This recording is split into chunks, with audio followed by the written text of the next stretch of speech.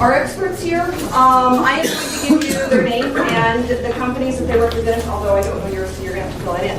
And then I'm going to let them tell you what they want you to know about them. Thank you very much. Once we start on the slideshow, some of it we'll just go through really fast. They are going to comment. We want you to be able to ask your questions as they come to mind. The slideshow is rather long, but like I said, some of the slides we just click right through and you get a visual of it, and then the panelists will answer questions and they will give you comments. And then we should have time at the end so that you can come up and visit one-on-one with them or me. I want to tell you I know two things about social media, all right? And only two things. One, I need to use it, and two, I don't know how to do it very well. All right, so I am here learning with these guys just as much as you are. And Brad Friedman with the Friedman Group does social media and does social media very well. So our next panelist is Carrie Gashi, right? Yeah. Okay. And she is with Wevolutions, and she will tell you a little bit about herself. And Danielle Mendich, and she is with Rick Girls Consulting. Thank you very much. Okay. Brad, you want to go first? Sure. Hi, I'm Brad Friedman. My company is called the Friedman Group. I am a recovering attorney. I practiced law here in Denver for about 16 years and then saw the light and thought that for some reason that maybe I could help lawyers and doctors and financial services people and business people and individuals who had difficulties using the internet because of regulations or wanted something a little more sophisticated in their social media presence or their web presence. So I started this company, and I work with all different kinds of individuals and businesses of all different sizes, basically creating online marketing strategies and then either training you to implement those strategies or doing it for you. Carrie. My name is Carrie Gottschalk. I am with Wevolutions, and I am a social media strategist. I started social media about 7 years ago with my company Newspaper, developing campaigns. We do everything from taking your daily on spring break and bringing back the best picture you can find to promoting events. I've worked with clients on launching new products such as water bottles, and I've worked here in Denver locally, and I've been with Revolutions now for 4 weeks. I'm very excited about that. They are a full service marketing agency, and they've been around for 20 years, so they're really great business to be with. Yeah. Hi, my name is Danielle Mendich. I'm with Brick Girls Consulting. My background is in social work. I was a community organizer for 4 years and found myself being asked to start helping businesses and companies help organize events and then help with their social media strategy, their email campaigns and listservs. So it was kind of an organic process for me. And so I work with my colleague Daniela Uslin, who would love to be here right now. And what we do is Daniela is a copywriter and website developer, and she helps you figure out how to brand yourself through what you would see on writing on your website. And I figure out how to bring that brand to the public through social media and through networking. And that's what I do. All right. Thank you very much. You need to be able to take notes tonight, or at least be able to keep your questions in your head, be able to ask the panelists. If there's anything you want afterwards, the video will be available. So that, if you want to see it again, you can. So with that, we're going to go ahead and start going through the slides. Ladies and gentlemen, as the slides come up and you want to jump in, go for it. All right? Social media, it is a conversation in community. I guess I could say something about that real quick. I had a call from a woman going to USC this morning who was writing a paper and was doing an interview, and she wanted to talk about privacy rules on Facebook and social media in general. And I think what that first slide, the important thing to remember about social media is that it is social. And it's a two-way conversation. And what I talked with this woman this morning about was, being a lawyer, I have different feelings about privacy and First Amendment rights and all of those things. But from a practical side, if you get involved in social media, in a community, in a conversation, you got to think it's public.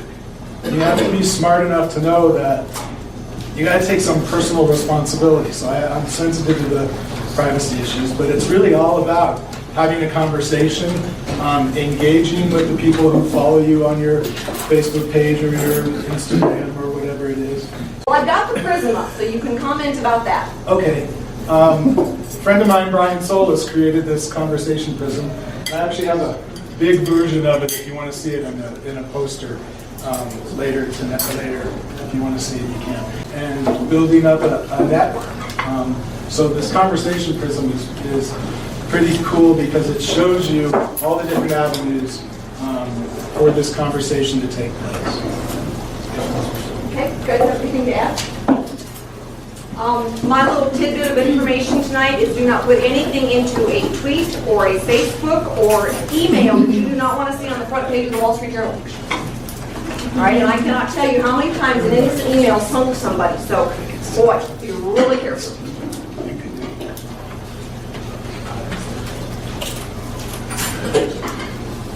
All right. Capacity building begins with creating a map of social engagement. I could speak to that. So I went to a networking conference about 3 years ago, and they had us do this exercise where they had us create us as a circle, and then we had to think about our networks. Who are they? They could be people that you work with, they could be people that you went to school with, kids from growing up. There's so many ways to think about your networks.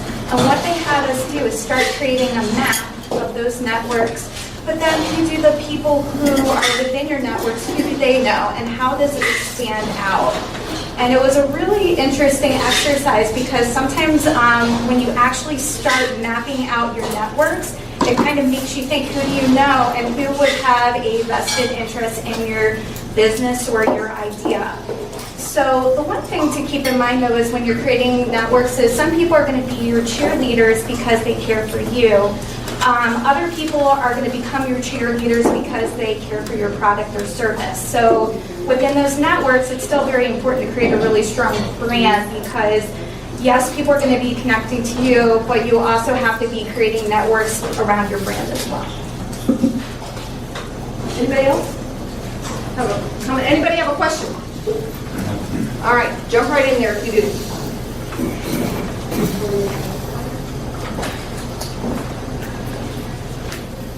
All right. So, my turn. Yes. On cost campaign and organizational plan, what I've learned and what I see a lot is a lot of people get really excited about their product campaign, what they're offering, what they want to do, and they're not focusing on their end goal. And their end goal really comes first, and that comes with preparation.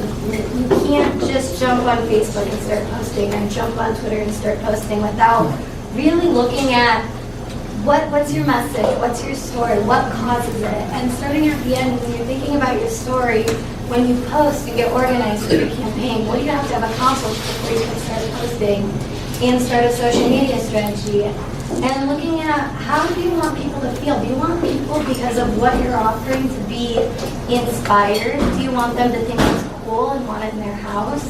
Do you want them to feel touched because you have a really great motivating story and you've been through a lot and you realized a lot and your product can really help improve someone's life? So really, before you start anything on a social scale, making sure you have all the other things lined up. A big part Rita mentioned is the intellectual property, the paperwork. Do you have a good website? You don't want to start posting if you aren't ready to drive traffic to a product that's finished. Do you have that video? Have you had people look at your strategy and give you feedback and beta tested it to see if your message is clear? Just from being in sales, I tell people what I do for my business, but does it really relate? Do they understand what I can do and what I have to offer? So it's just analyzing everything built up to that social media plan and that strategy to build up your crowdfunding I think should be all taken in consideration before jumping on the market.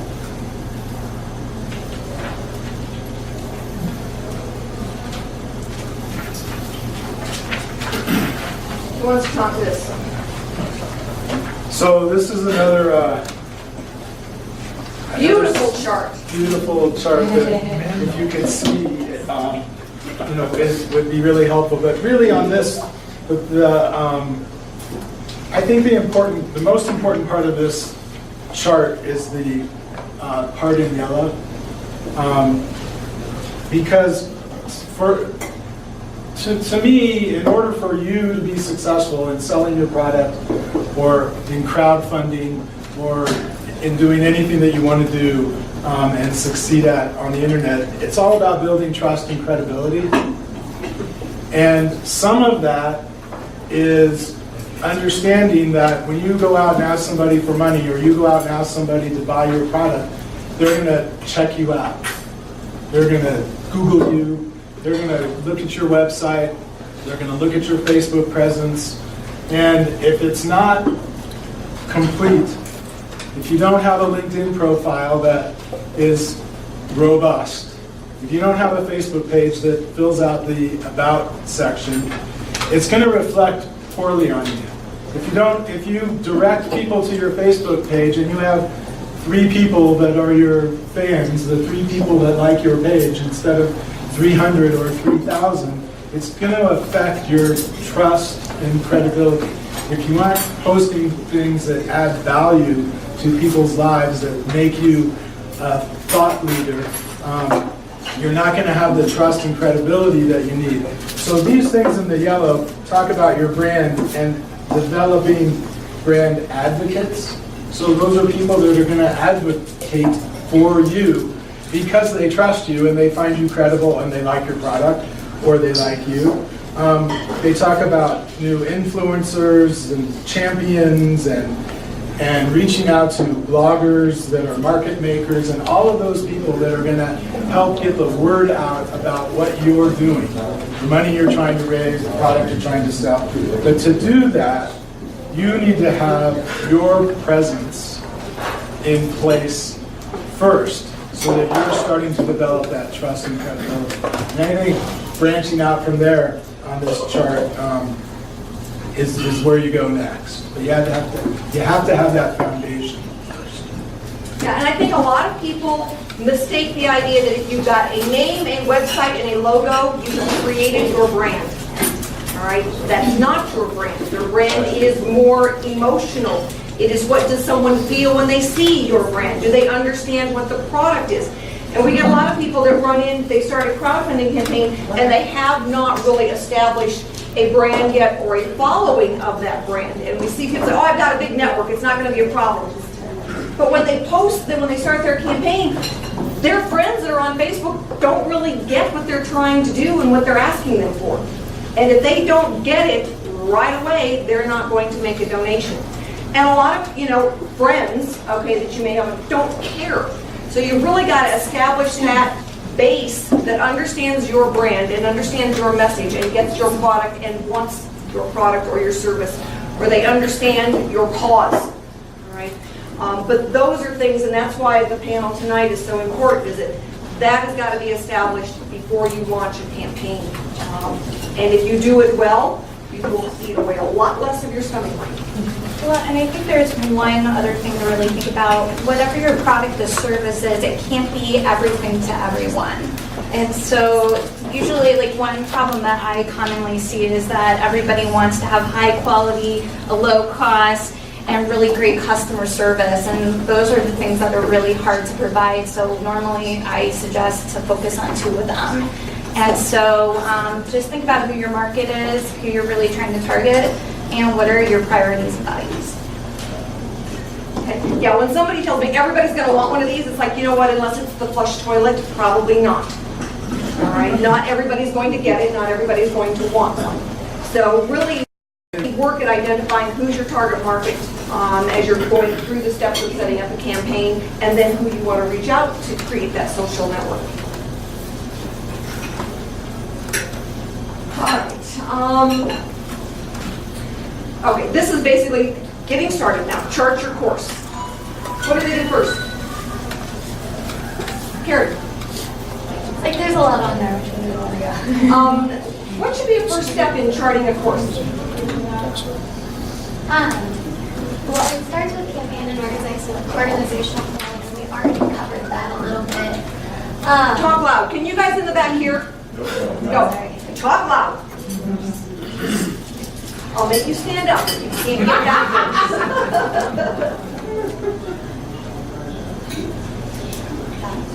All right. I can speak to this. All right. You talk loud too. All right, absolutely. If you guys can't hear and you see somebody talking, wave a hand so we know. Otherwise, I cannot read your mind. Okay. So right now, one of the struggles that I see a lot of entrepreneurs and businesses have is that they actually, when it comes down to sitting down and writing their plan, their mission and purpose, they get stuck. Because it's really hard to put in writing or really hard to put in words what you're doing, but it's so important because it drives everything you do, including how you're going to develop your service or product, how you're going to sell it, and especially with crowdfunding campaigns, what your next steps are going to be. So when you go through what your company is doing and what you're trying to crowdfund, what's your mission and purpose? And that could be behind your good, your service. And then what do you want to accomplish? Now that could be, when I think about crowdfunding campaigns, usually when you look at social media strategy, you have to start and then build up. It's not as something, like Rita said, it's not something you just throw up onto Indiegogo or Kickstarter. You start building your audience right here. And then what you start doing is you start strategizing and trying to build those networks. And so when you write something on Facebook, when you write something on Twitter, what do you want to accomplish from it? Because you don't want to be doing something for the sake of doing it. It has to be purposeful. And that's when the call to action request becomes very important because, for example, if you're posting on Facebook, you may just want to be engaging your audience and having them interact with your page. Or you may want them taking a look at your website and getting to know your product better. Or you may want them to sign up for your email. So everything you do has to have an intention and a purpose. And so with that being said, organizational voice and brand, I mean, we've already really spoken to that, but authority position, what makes you unique and what makes people want to use you? And that kind of goes back to kind of picking out what makes you stand out the most and why people should buy your product. So, Anything else you want to add? Any questions? All right. I think the first thing you need to do, if you're thinking of going to market, is decide whether or not crowdfunding is a place you want to consider. Once you say, you know what, I don't have the funds to do this myself, and that's a really big issue, all right? If you've got the funds to do it yourself, what would be another purpose of crowdfunding? Pre-sales, all right? Is there enough interest in it? That's one of the reasons why a lot of people use a crowdfunding campaign. They want to know, is there enough interest to warrant taking those next more expensive steps, right? And so if you can't get anybody to buy it on a crowdfunding campaign, it's going to be even harder to get it into a store. So that's one of the things that you can use a crowdfunding campaign for. So as you're starting to look at, be honest with yourself, all right, on why would you do it, all right? And once you decide, yes, this would be good for me to find out these things, all right, then you look at, all right, which platform would work and what do I have to do to be successful on that platform? Most of the platforms have got tutorials that you can go through and you can pull up and you can start looking at them. Remember, and this is one of the things we learned the hard way, when you are reading through those tutorials, they are presenting their platform in the very best light. And there is always an undercurrent. All right, always, always. And one of the things we have found is that they do not bring the crowd to you. All right, you bring your crowd with you. And that's been a hard lesson for some of our members to deal with, is because they've launched, they posted everything they've launched, and they thought they had a good base, and then at a certain point, then Kickstarter would kick in, or Indiegogo would take off. And what we have found is that, you just never quite reach what their algorithm is going to do for you. And it's taught us, very succinctly, you have to bring the crowd with you.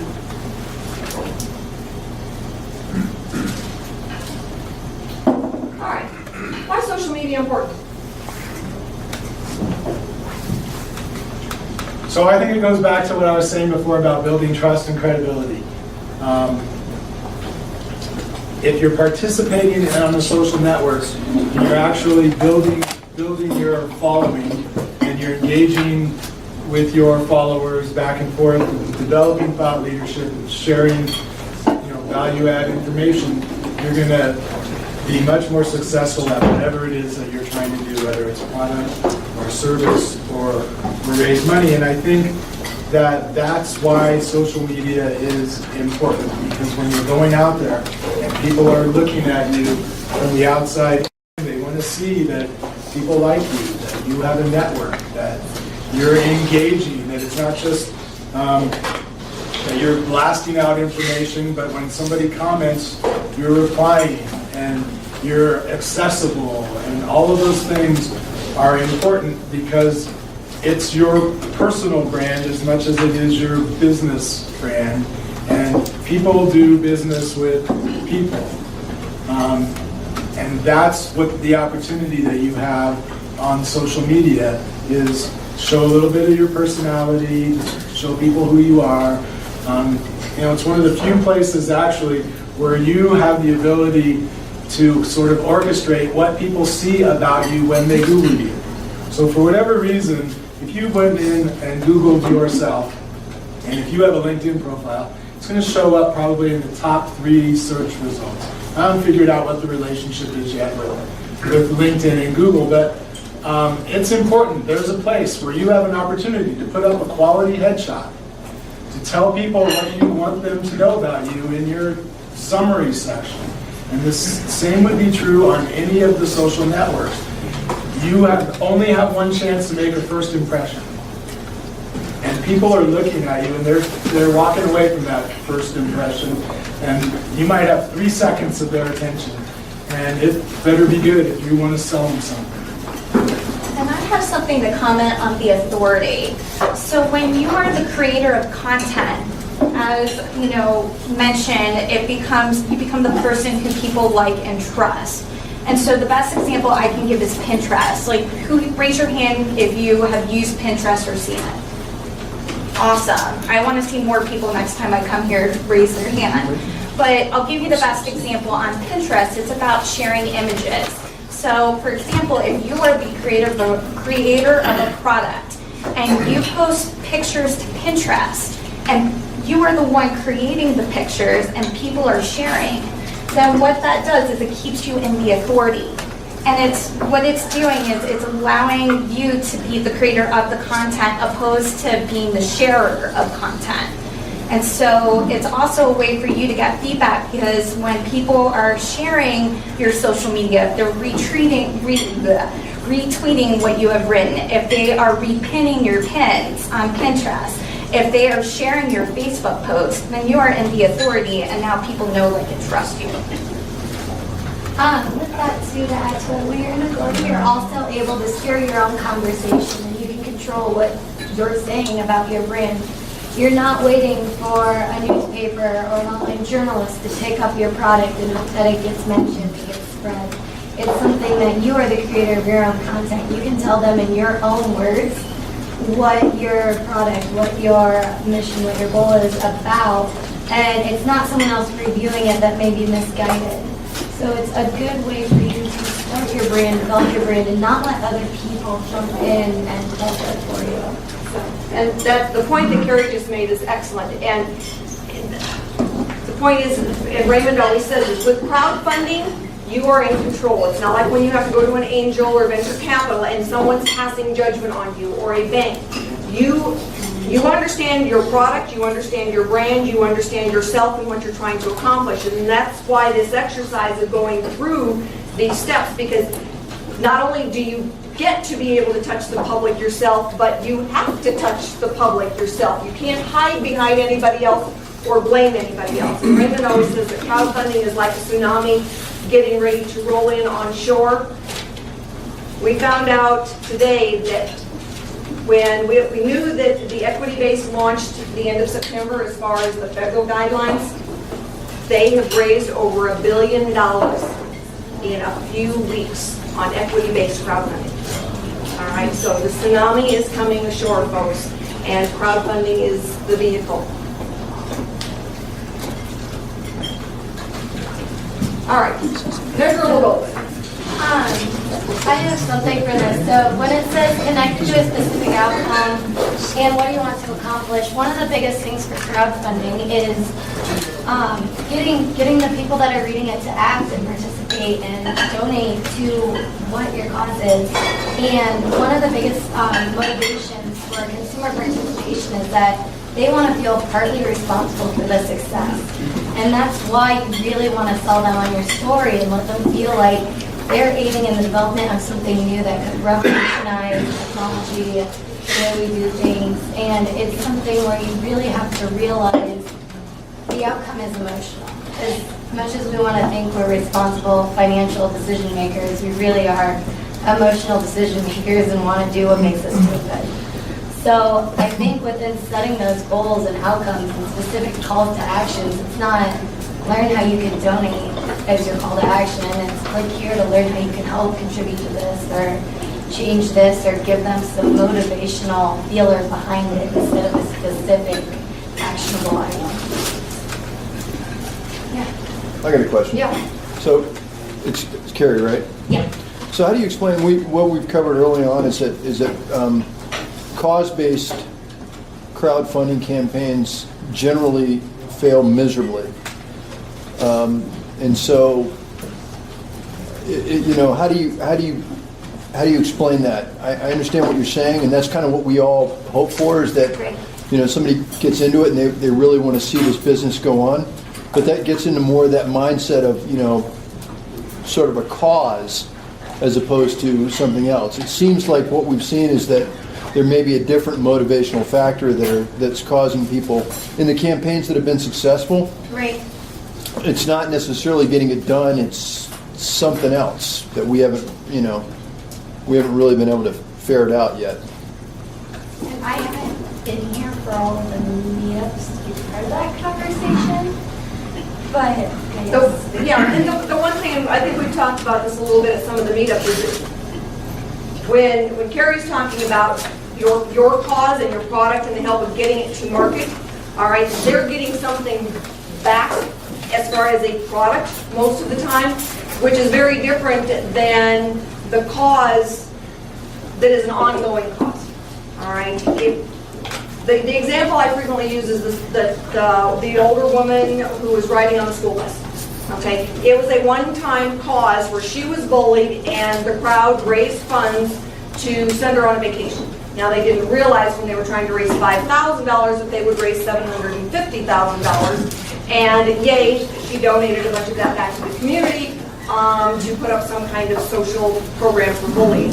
And so, but it was a one-time cause, all right? The campaign that I was working on was based on soldiers suffering from PTSD. There's already a ton of organizations, and what we thought was that we could tap into some of those other organizations and they would just be thrilled to help us out. No, that's wrong. They want to keep their donors in their pocket. They don't want to help another cause. They've got their own cause. So, and the fact that some of those causes are ongoing, it is hard to get the crowd excited about them. All right, when they put up the Statue of Liberty in New York, they were only going to put it up once. All right, so the people of New York donated. And that's one of the things in our research that really shows a big difference. Products are a whole different issue. So I think when you were using cause, it wasn't as much about a cause-based donation, but our social initiative, because there was the campaign a year ago to get the museum built. yeah. I can't remember what the museum was, but it was huge. It blew up and it overachieved those goals. And it just is any actionable item. So cause, initiative, social initiative, investment. We want to be part of the success of whatever. And another type of crowdfunding is when there's a natural disaster and the Red Cross goes out and solicits funding. That's another type of crowdfunding. And I'd like to say that disasters happen only once, but it's been pretty obvious in the last couple of years they don't. But it's the same type of idea. Roger? Well, to add to what you're saying, I think there's a difference from people going out and how they spend their money as opposed to what they spend their money on to purchase something. And a crowdfunding for a rewards base is making a financial purchasing kind of decision. And research does show that people purchase things like your car. You might buy your car because it's red, not because of its features and blah, blah, blah, because of how it makes you feel. It's an emotional purchasing decision, where a cause-based is an emotional decision, but it's not a purchasing-based decision. And you might not, even though they're the same emotional base, if you're going to purchase something, research shows a lot of decisions are made because of the emotional component, not because of the numbers. With that, is that time to understand? Mm-hmm. All right. Anything else you want to add to this one? All right. Okay. So this is really just a continuation of our trying to pound into you the point that you got to have a plan. If you don't know where you're going, how are you going to know if you get there? So you need to have a strategy, really, before you do anything. So what is it that you want to accomplish? You want to drive people to your website? Do you want to increase your thought leadership? Do you want to generate partnerships? Do you want donations? All of these things here you need to think about before you do anything. And then you need to remember that this is why you're doing it, so that while you're building your following, everything goes back to your goals, to what it is that you want to accomplish, so that it's all smooth and consistent and it all ties in. I mean, this is just more of you got to have a strategy. It's not an if you build it, they will come. But you got to know what you want to accomplish, and then you got to have a strategic plan to make it happen. Then you have to use data to make sure what you're doing is effective. So for example, if you're driving traffic to your website, use the Google Analytics to find out where your traffic is coming from, what countries, and get an idea of the demographics of the people. Same with Facebook. If you are using Facebook to gauge if you're growing your product or your service, then you can use the Facebook analytics, and it's amazing what data they'll give you and they'll let you know where the traffic is coming from. But I always say, when you make a call to action, make sure what you're doing is effective, but also use that data to drive decisions for the future. So, I mean, one thing that was mentioned earlier too is this concept of A/B testing. So in the call to action, you might have a call to action, you might test it, you look at the analytics and gather the data. Maybe you need to tweak it.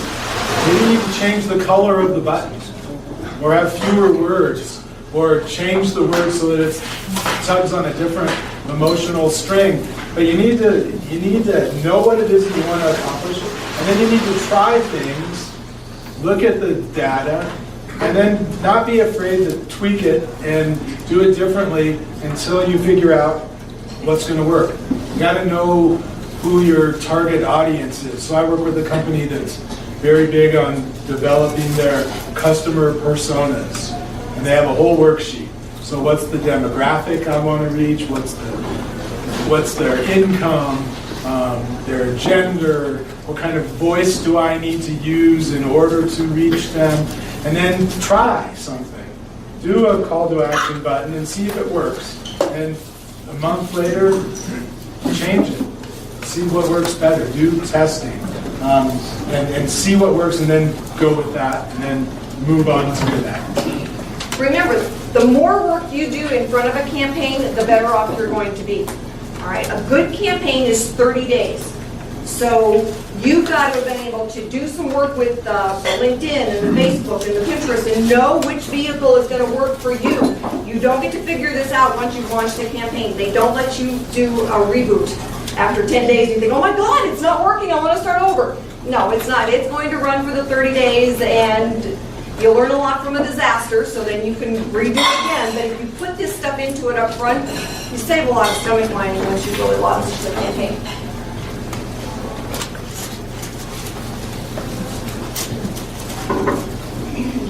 All right, social essentials. Pick two and do it well. There's a lot out there. You guys saw prisms. You saw everything that's your option. And I feel that having Facebook and Twitter up here are good options, but I mean, if that's not your platform, research them, find out where your audience is, find out where conversations are happening. There are conversations on LinkedIn and groups that take place where people are specifically asking, I guess just within my industry, there's a good web developer.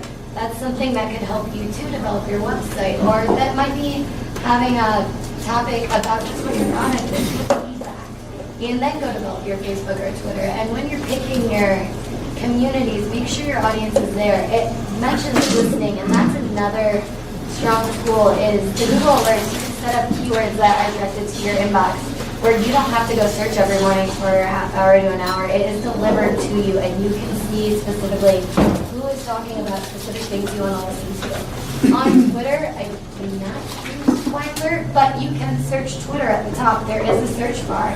If you enter a hashtag with your keyword, you can see what people and businesses who you're not following, who's not in your network, are having conversations about you, or if you have a listed account. There's also a search column you can put up that delivers you feeds directly on that search keyword as well. Insight, I mean, if you already have something created, you're tracking, and if you're already a little bit further in the process, if you go to your Facebook Insight Analytics, anything, you go under your content that's being posted, you see the topic, you see an orange bar, and you can see where that engagement level is. And you can click at the top and it'll show you straight up, this was your most engaging post. And if you do that week after week for a month or two before you jump into your campaign and launch it, that outlines that strategy everyone's talking about. And I know we keep saying strategy. And I guess also touching on that, because I don't know if there's a specific slide on it or not, but one of my biggest roles at Wevolutions is that strategy and content creation. And it's not something you sit down and write in the morning that takes 5 minutes. It's not something you do once a day. It's something that you analyze for a week before you even do it, and you sit down and take 5 or 6 hours and plan out your week. You know what's going on nationally that week. If it's Black Friday, if something's coming up, you know what you need to promote that week, and you spread that out every few days. You share a little bit of information about yourself that you share on opposite days. And then there is that content that is shared that you can pull in that might spark interest, that keeps your audience entertained and engaged in your page, in your platform or whatever you're using. So I mean, there's a lot that goes into it where you're strategically planning it, so you're not bombarding your Facebook or Twitter like a billboard. And what that does is once you do that frees up a lot of your time to work on what you need to work on. And then from there, what you do every day is you take 5 minutes in the morning, in the afternoon, in the evening to look at it and see if those conversations are going on. And that's when you jump in and engage, talk to people, interact. Because you can schedule all that for the week, and you can just sit back and relax and watch it happen in front of you. So I know you keep saying strategy, we're not specific about what strategy is, but there are ways to sit down and outline the strategy and schedule it once you're ready to post. And then you can actually work and engage and not have it be so time consuming throughout the day. Yeah, see, I keep thinking you have to take a full month vacation from your day job to do a good campaign. So understanding exactly how you get that set up, you take only a week's vacation, you get everything set up because you've already done the 6 months of setting up your networks and working and finding out, is it LinkedIn that works better for you, or Facebook or Pinterest, where are you going to go? You take your week's vacation, you lay everything out, and then when you go back to work, now you're looking at 5 minutes in the morning, 5 minutes at lunch, and 5 minutes in the evening to follow up. But those are very good comments, because I was going to take a whole month off. All right, we're just going to go through these real quick, and then we'll let you guys talk about them. And thank you, Danielle, for sending us the new numbers. The obviously the top ones there, all right, those are the ones you've heard us talk about already: the Facebook, the Twitter, LinkedIn, Google+, and Pinterest. There are a ton of platforms out there that you can use in it. Find the one. These may not work the best for you or your product. All right, find the one that does. All right, you're better off having a smaller network that's going to give more because they're interested in what you are doing than having this gigantic network of Facebook and you can't get 10 people to give on it. So pay attention to what they all do, and we'll go through these real quick. All right, so you see that there are just a ton of them. We use the Meetup platform because we're trying to bring people together, and it's easier for me to manage that than it is something else, but that's another good one if you're trying to create a group. All right, so now you can talk a little bit about how large Facebook is. Go for it. Brad. I mean, I don't know what else you can say other than Facebook is large. So you've got the world's third largest country now. What's really important to know there, I think, is that somewhere in that, whatever it is now, 1.2 or 1.3 billion people, are the people that you want to reach. And it's really figuring out how you're going to get to those people with your message. So it's the largest, and that might be a reason for you to look at one of those other networks, too. So I wouldn't be afraid to survey. You know, one thing we haven't talked about at all yet is email marketing with newsletters and other kinds of email. So people still open their email. It's a very popular way to communicate with people. So oftentimes before we'll start a social media campaign, we'll take an email marketing list and send out an email with a survey in it. Takes you to whatever, any of the free survey lists, and ask them, what are the social media networks that you're on? And use data again before you even get started. So you could get lost in the crowd in Facebook. Just because it's big, I guess, doesn't mean that it's necessarily the right place for you. The same would be true with YouTube. It's gigantic. Maybe Vimeo is where you need to be. Maybe that's where your demographic is. But you need to do that research before you take the time to set up the right presence and then fail. No, you're not supposed to set up the right presence and then fail. You're supposed to set up the right presence to succeed. Yeah, well, you know.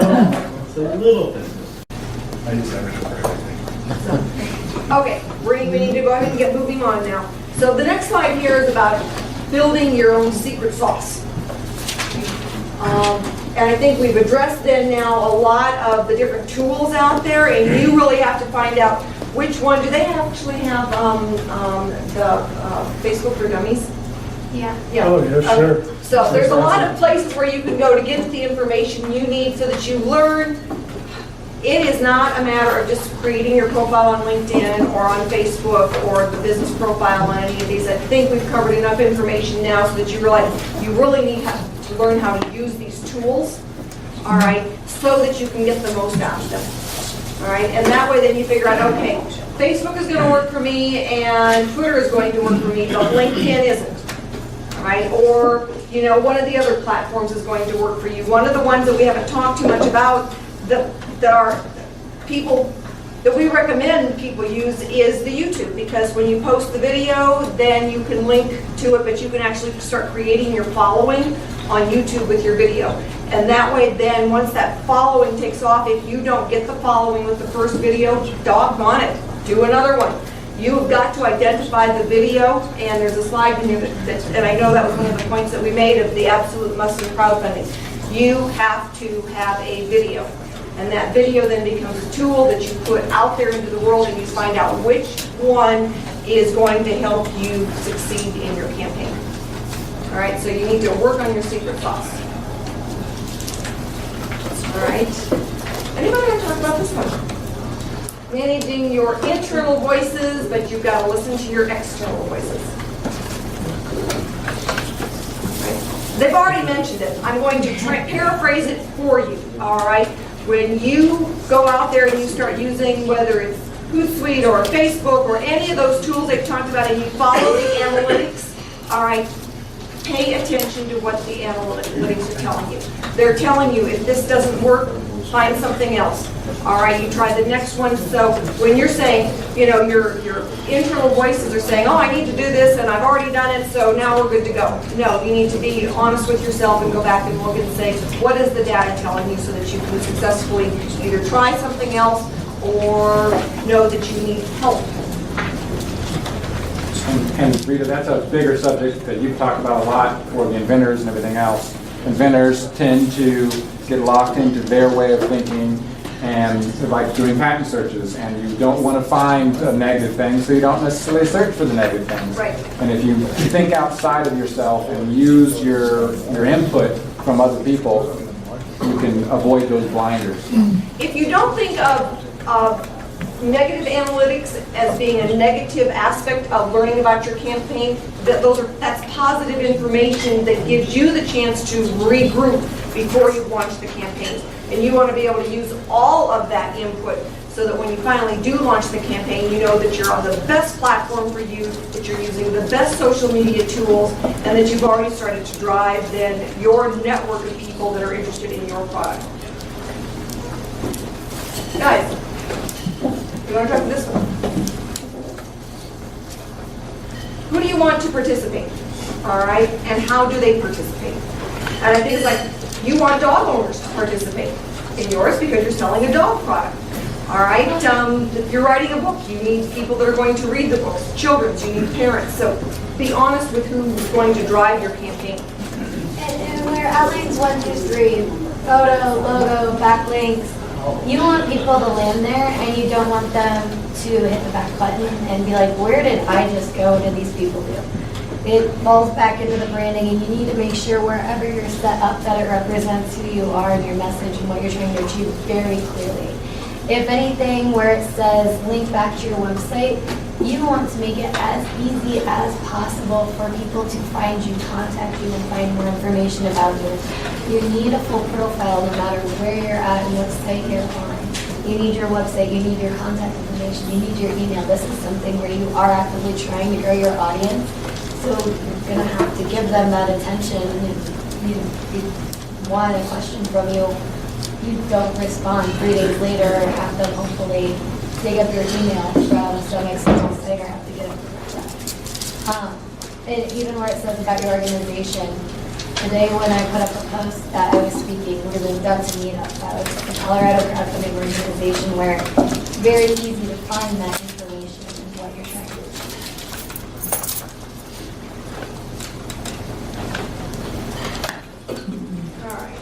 Talked about some of these. Digital storage.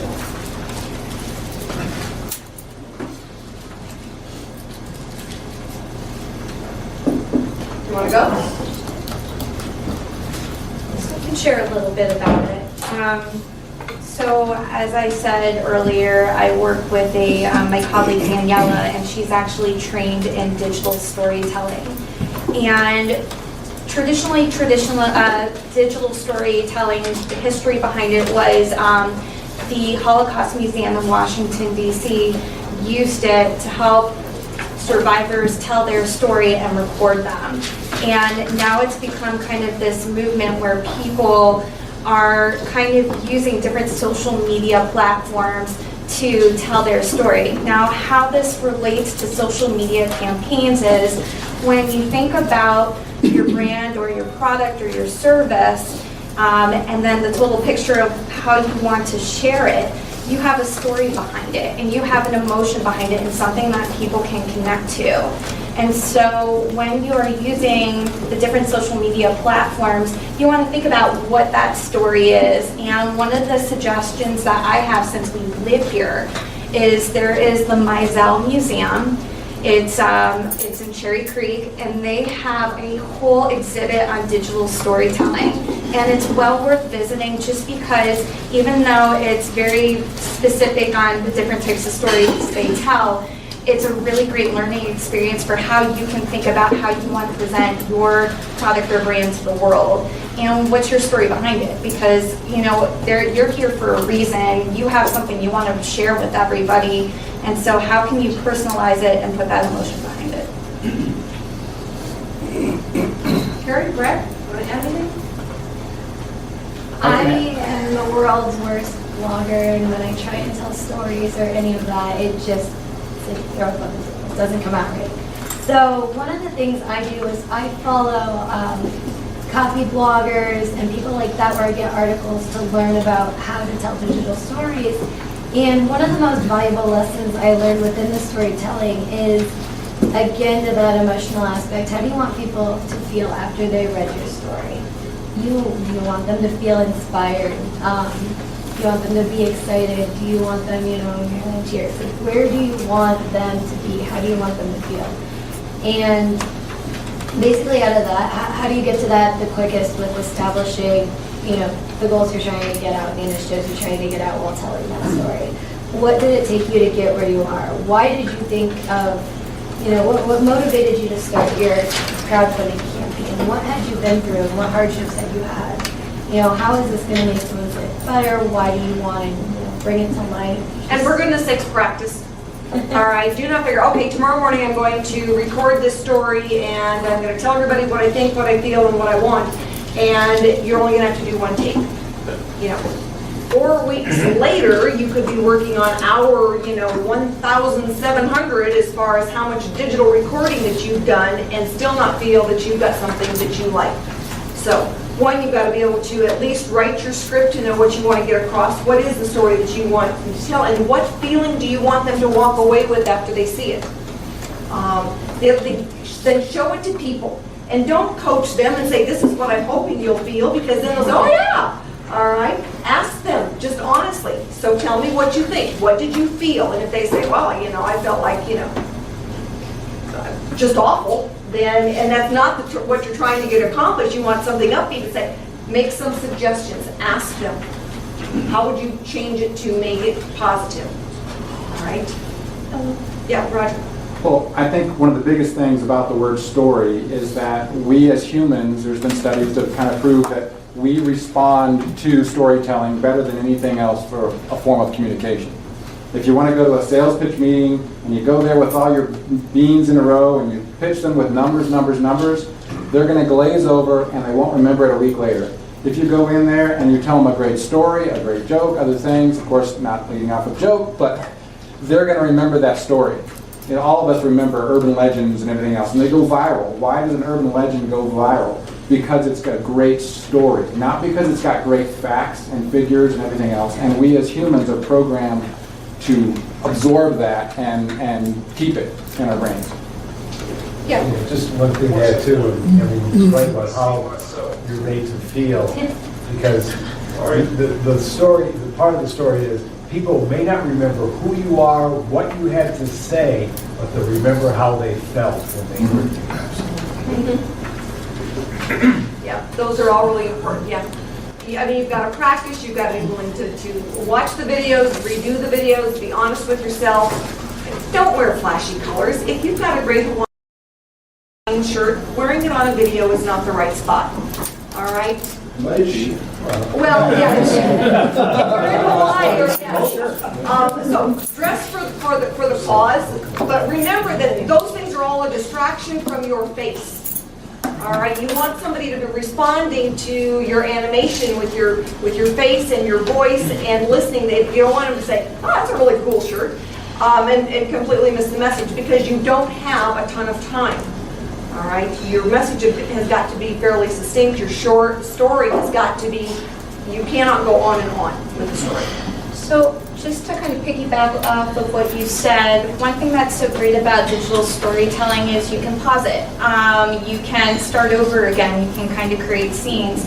But the other thing too is if you don't want to be in front of the camera, one of the reasons why I actually suggested that you check out the digital story exhibit at the Mizell Museum is because they put slides behind the story so that you actually don't see a person, you see images. And they use images to help convey the thoughts and feelings. So if you're not a person who wants to sit in front of a camera, if you can record your voice and create an image or a slideshow behind it and really convey that message, then it's a win-win situation. Okay, some of the don'ts. Don't tweet, like, share.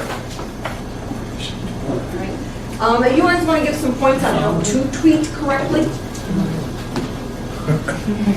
So, I think the easiest thing with tweeting, with Facebook status updates, with videos, you want to add value to my day. So if I'm going to take the 2 minutes to watch your video, it should be something of value, something that's not always a sales pitch. You know, we use the 80-20 rule, and it's 80% not about your business or your product. It's value-added stuff. It might be industry-specific. It might be, here's an interesting article in the Wall Street Journal about something of value in the industry that I'm in. And then 20% can be, okay, you want to hire me to do your social media strategy. So I would think maybe it's not 80-20, maybe it's 60-40, whatever works for you. But it should be something of value. Nobody cares where you're having lunch. Nobody cares what you're making for dinner. And you see all those things on, and maybe on your personal page. Maybe your personal people want to see that. I doubt it. I don't, if I'm your friend. You know, the big craze with all the cat pictures and videos. Unless you're selling a product for cats, I would say probably doesn't belong on your business page. So I say the easiest thing to do, think before you post, and think about posting something of value for the people that are going to read it. Don't hashtag everything. And make sure you read or have a second pair of eyes, because sometimes you spell words can end up really. Talk louder, that's a really good point, say it loud. I just said edit and reread your post before posting it. Don't always assume you typed exactly what you're thinking the first time. Yeah. I hate autocorrect on a text message. Boy, I sent out some zingers. All right, I have one right away on that. Okay, go So for I it. was looking at it, and I see how it shows that the picture was posted to Twitter, that was posted to Facebook. Do not sync your accounts.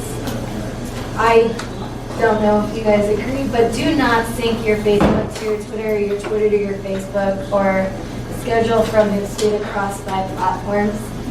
Your audience is smart, and they know that you're doing that.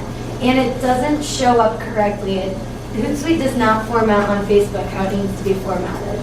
And it trails off. And the same with the rest of them. I mean, people know when you tweeted and that tweet went onto your Facebook. If anything else, I've heard majority of people say they know that's a tweet on Facebook. Stop tweeting on Facebook. That's not what Facebook's meant for.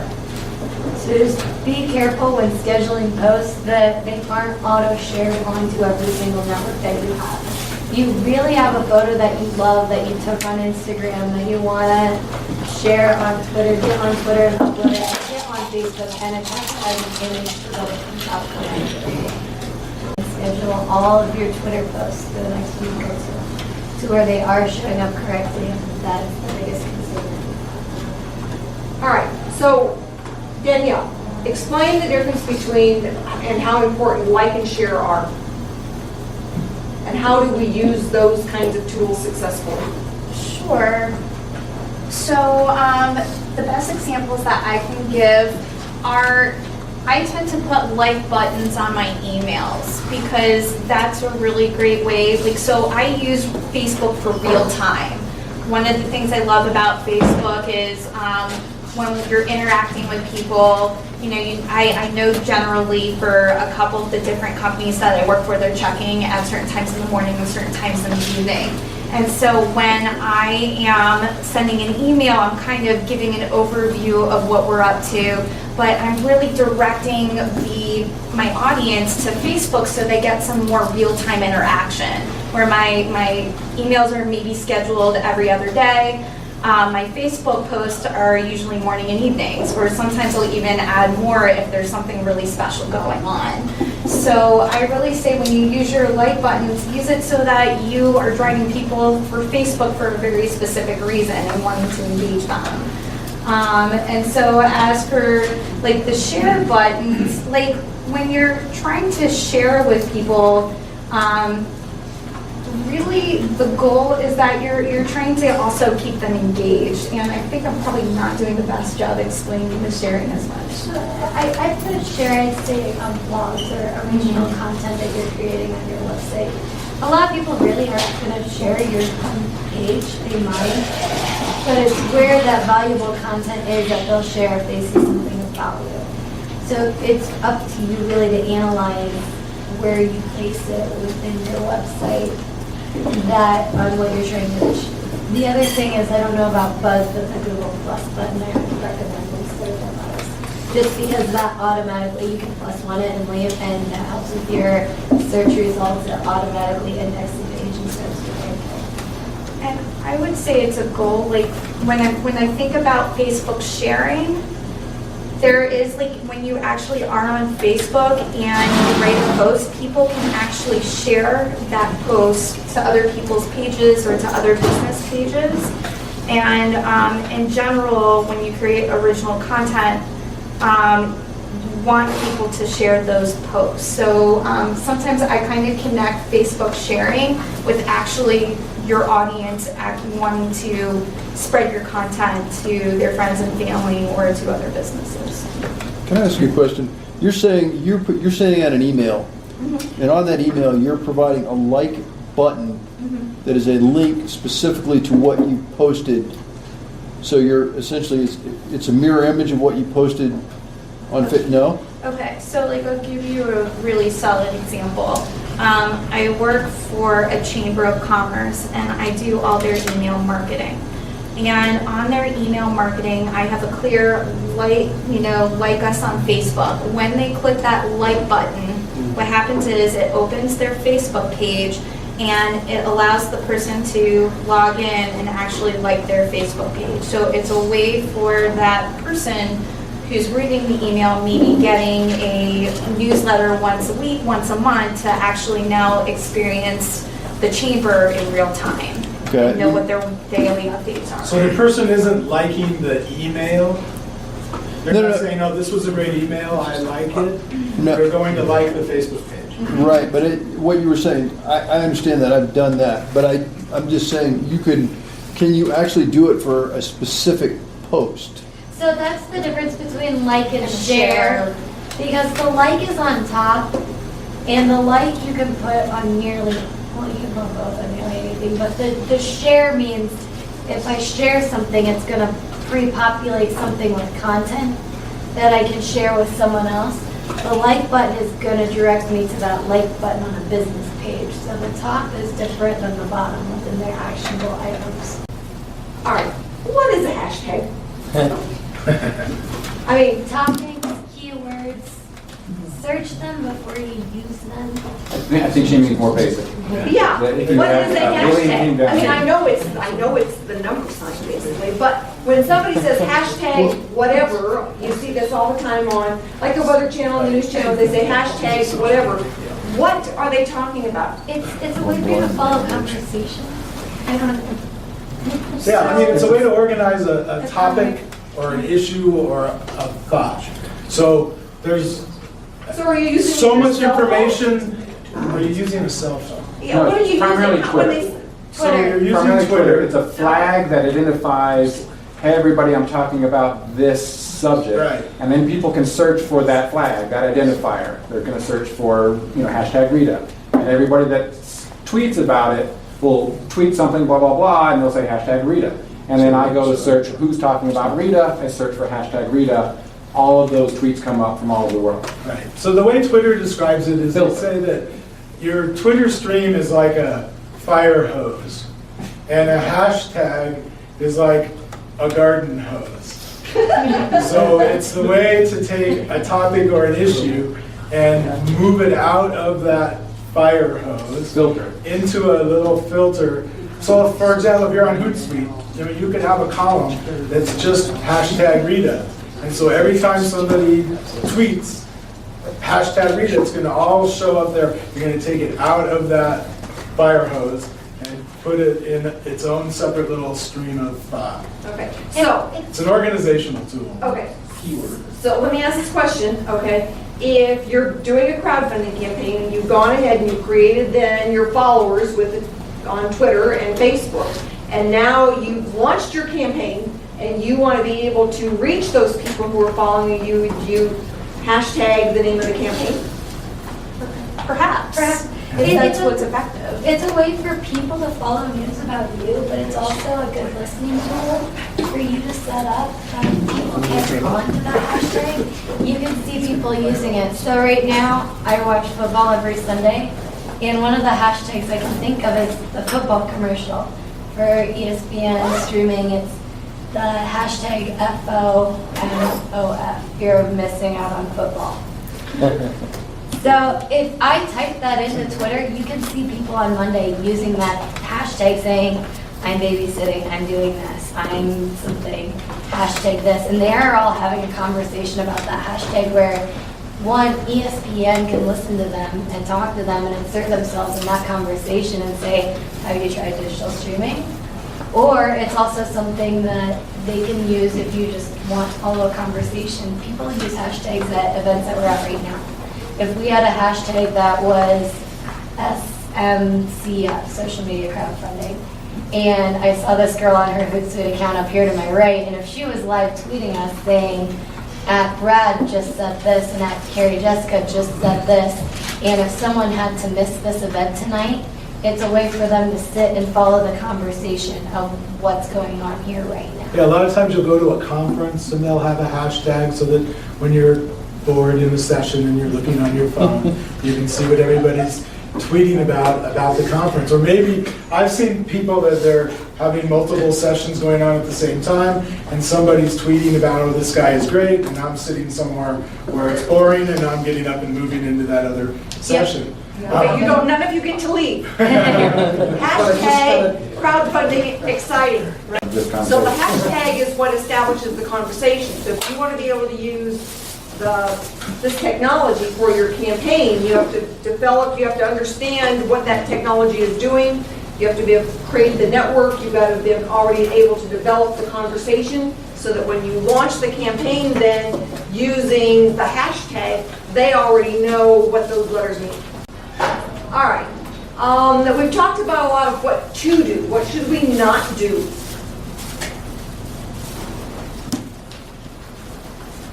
So when it says don't delete or ignore negative feedback, address it. Even if you decide the feedback isn't relevant, which can happen quite a bit, it's still worth looking into. It may be a key to understanding how you may need to tweak your message, tweak your product, tweak your service. So feedback can be really helpful, but the best example I can give about someone who is really good about feedback is Derek Halpern. He does this blog called Social Triggers, and it's a social media blog and how to deliver your message to your audience. So that's a really good resource for you all. It's called Social Triggers. It's awesome. But anyway, he's got a really strong personality, and a lot of people will give him negative feedback based on his personality. Well, he ignores it because some people just won't connect with him. However, when they give him feedback about his content, then he becomes really aware and changes his content to meet his audience. So just think about the feedback and how you want to use it. You may decide not to use it at all. And the other thing is that people learn something about you when they see how you handle negative feedback. So I have this whole presentation where I talk about companies and how they handle negative feedback. And sometimes a company that deletes things that are negative, it blows up because then the person gets more angry, so there's more posts, and then their friends get it, and it just multiplies, and the hate goes viral. So what I usually tell people is how you can turn a negative comment into something positive. So an example is we did some work for Safeway. Somebody got a bad steak.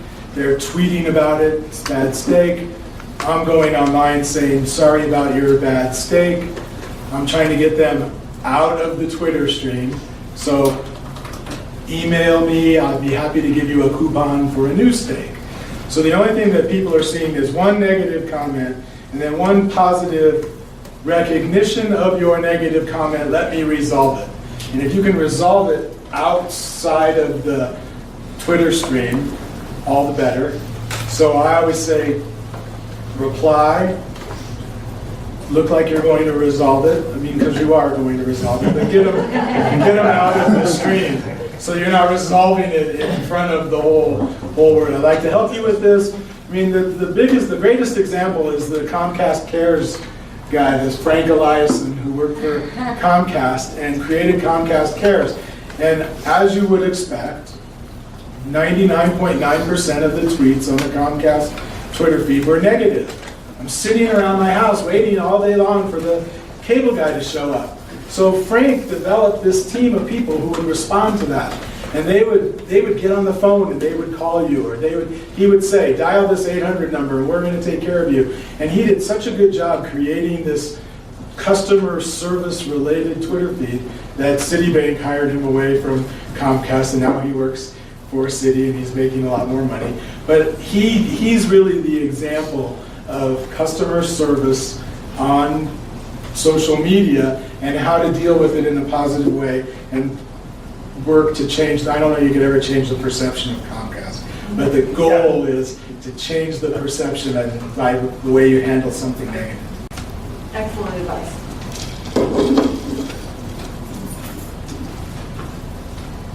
All right. This is really important, and this is what a lot of people have trouble with. And one of the things that I've noticed, and you guys then can speak to this after you've had a chance to kind of brief yourself on the slide. All right. I do not speak the same language as my daughters. All right. I do not speak the same language as an engineer. All right. Oh my God, I do not speak the same language as a patent attorney. All right. So learn the language of the crowd you're trying to attract, and then be able to understand, one, what they're saying. There's a lot of, they may give you a response you think is negative, but in their world, that's really cool. So take it, guys. I touched on the auto feeding. Don't do it. Don't use other people's pages as platforms. So let's say I was speaking on something next week and no one RSVP'd.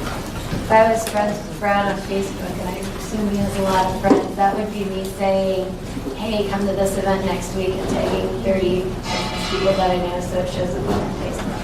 So don't use other people's Facebook to advertise your product. What about company pages?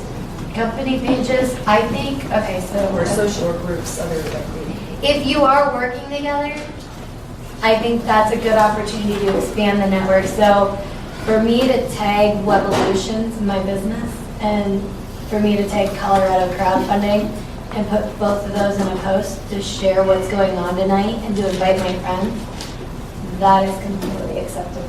Yeah, absolutely. But don't throw it on a friend's page because they have 5,000 friends and say, An affinity group or. yeah.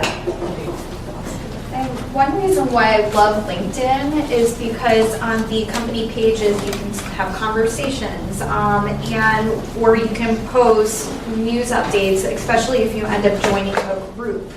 And those are really great opportunities to share what your company is doing or upcoming events. And so I would say if you're really doing business to business, LinkedIn is where you go, and there are more allowables there than there are for, say, the Facebook.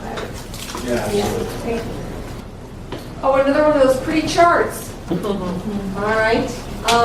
Anything you guys want to put in here about listening to the conversation? I think we've talked about it pretty much as far as, pay attention to what people are saying. If it's negative, get it out of the feeds or the internet if you can. Private emails are the best for that. I know I try to do that with Amazon. When somebody sends something, then I try to get their personal email, so we're going back and forth through there. Another thing you can learn about from listening, though, is keywords that you can then use. So if you're listening to how other people are talking about something in your industry, in your product, and you can learn from what other people are saying and talking about, so that you can then get in the conversation and have them engage with you. So I think listening has got to be a key component of your social media campaign, because again, it gives you data. A few good dashboards.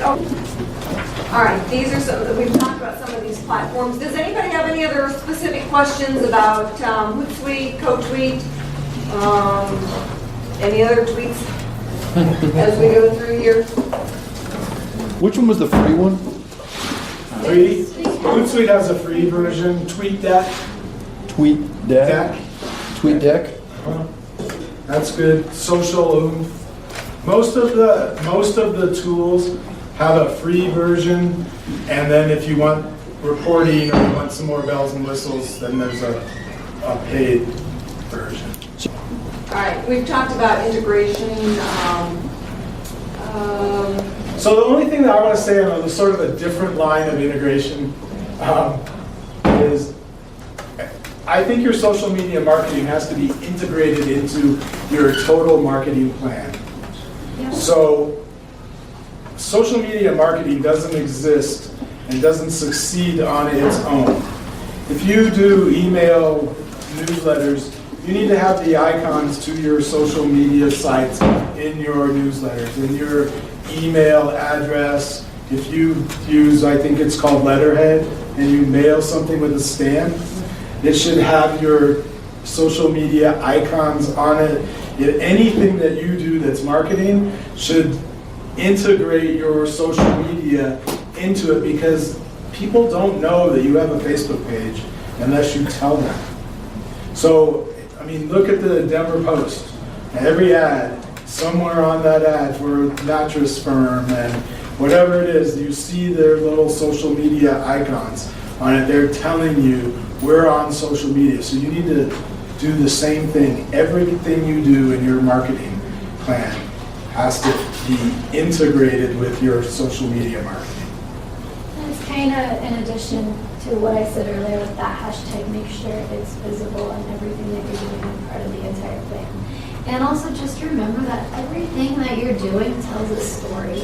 I worked with a client that was launching a new water bottle company, and they were going around to all these fun events, to a film festival, to the X Games. They were targeting people a little younger. They had a really cool water bottle where they did a drop-for-drop program, kind of like how Tom's donates shoes. And they were just giving these out, and that was it. And they had no way of measuring their ROI on that. Grassroots guerrilla. And what we had them do was create a little business card with a link to their Facebook and Twitter. They had a friend that knew how to take photos and edit them really well. They started taking photos at all these events and putting it on their Facebook and giving people the little cards to remind them, hey, my photo is going to be on Facebook tomorrow. Maybe I should go see what I look like. And within 2.5, 3 months, they generated 1,500 fans organically without anything paid besides paying for those cards in the phone. So everything that you're doing day by day is telling a story that adds up to something valuable you could share within what you're putting out there. So, and that goes along with this slide here too. It's like, amplify your events, your messages, be redundant. You can't put it out there just once and expect that they are going to come. It's like putting a website up. It's like, I'm going to build it, they will come, I'm going to sell everything on my website. Yeah, you better do a little more homework on that, all right? And we've talked about this too. Sharing is passionate. We are very emotional creatures. So understand how your message is coming across. Ask people before you try to post it out there for a campaign.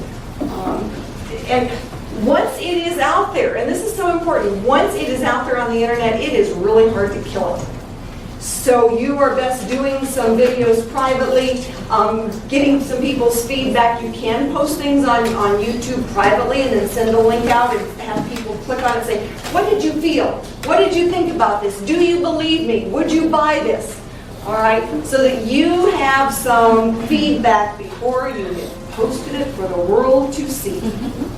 I saw a quote, I just want to add to this, and one of the things that I saw when I was going over some crowdfunding essentials was the difference between strategy and annoying is true passion.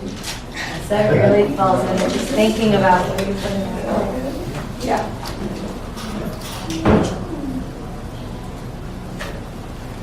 All right. I don't think there's anything else on there. All right. Crowdfunding. This is kind of, we get all the way down through this. This is kind of where we are. A little money and a lot of people. All right, and that's the power of crowdfunding.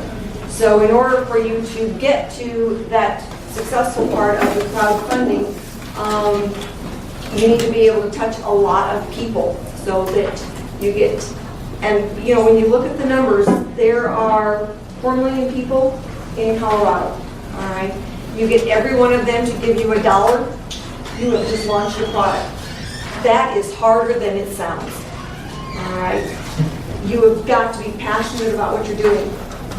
And you've got to be able to have a good message and get them to buy into it. I think in tying some of this up, you need to be able to do things that you can measure, so pay attention to the analytics. If you haven't plugged into that yet, learn how to do it and learn how to do it ahead of time. Anything that you guys want to add on that? Not that we haven't really already said. Okay. All right. And I think this is a good one. You guys can all talk to this one. This is about the time involved in your social media or getting teed up for a crowdfunding campaign. Yes. Crowdfunding set aside. All right, when we're talking about we're all running businesses or we're looking at launching businesses or products, all right, what should we be setting aside daily? If we're not going to hire you to do it for us, what should we be setting aside daily for social media? So, I mean, I think it depends. I think it all goes back to where we started with the strategy. So I would prefer that you do one thing well, then do 5 things poorly. So we'll sit down with the client and say, how much time do you have every week? I mean, you're running a business, you're developing a product, you're doing whatever it is that you're doing. How much time do you have? And then find the most efficient way to use that time. So invest in a tool. Maybe you're going to get really good at LinkedIn before you do Facebook, because that's the time that you have. So I think that this side is good. I think it takes 1 to 4 hours to write a blog post. So, and I think in order to have a successful blog, you have to be regular and consistent with your posts. So if you're going to have a blog and you make that commitment, then you got to figure out what the strategy is. If it's going to take 4 hours, am I going to post once a week, twice a week, once a month? Whatever it is, set it up and then do it. Even if it's once a month, just make sure you do it every month, because you know it's going to take 4 hours. On Twitter, 5 to 30 minutes a day. If you know what it is that you're going to do when you're on Twitter, you can do it in 5 to 30 minutes. I'm going to go in, I'm going to look at the hashtag, the stream that I have set up to see what people are saying about my product. Boom. And you're out of there. I think this is Facebook, the same, 5 to 30 minutes, LinkedIn, 15 to 30 minutes. I mean, it depends on what you're doing. Are you going on to LinkedIn to respond to invitations? Are you going to get active in a group? What are you going to do? So I think it all goes back really to the strategy, and then making that work for the time that you have. All of these times are probably, good or close, whatever. You've got to work it into your schedule though, so that you can do it. And it's going to take longer if you haven't done it before. I mean, I remember the first blog post I wrote, it took me 3 hours.